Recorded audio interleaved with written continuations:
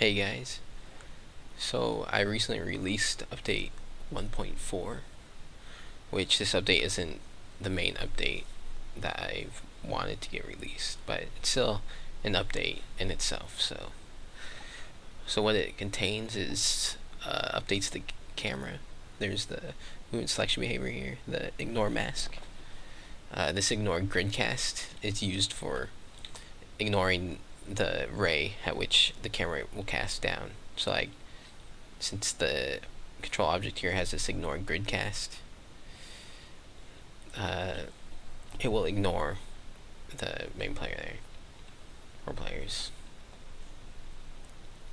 And this min and max zoom distance, this is used for confining the zooming in and out with the scroll wheel within those values, which that's also improved. And this grid renderer, this is used for rendering the grid. So if you have a grid from the grid generator, you'll want to use a grid renderer and attach its prefab here. You can also choose to either draw it or not. So as we'll see, this grid generator also has an ignore mask, so it's also ignoring these objects. And as it renders, it'll have a row and column value, so this will extend way out there based off its width and depth, since it is generated along the XZ plane. And also make sure to have a height, because as I'll show you, it's determined based off a ray being cast downwards from a height. So you'll have to change that depending on your world. And the min and max slope, this affects, such as this, has a 30-degree slope. So it'll generate within these ranges.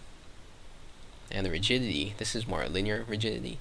So if you have like a bumpy terrain maybe, and you need grid generated along it, you'll probably have to increase rigidity.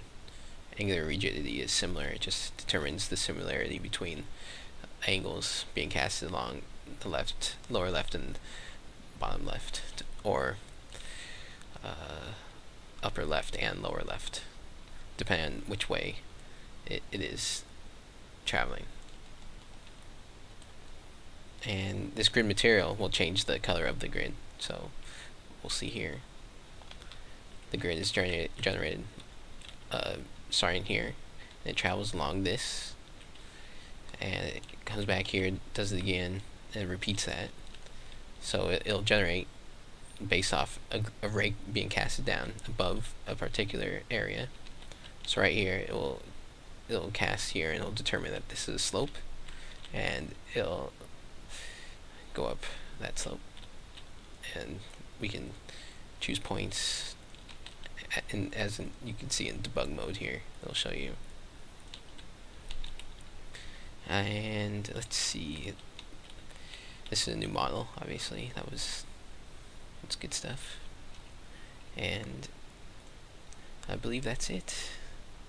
So in the next update, which is the main update, I guess, I'll utilize this grid for the pathfinding and even formations.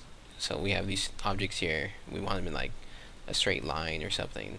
I'll just align them to its grid coordinates, which should be good stuff.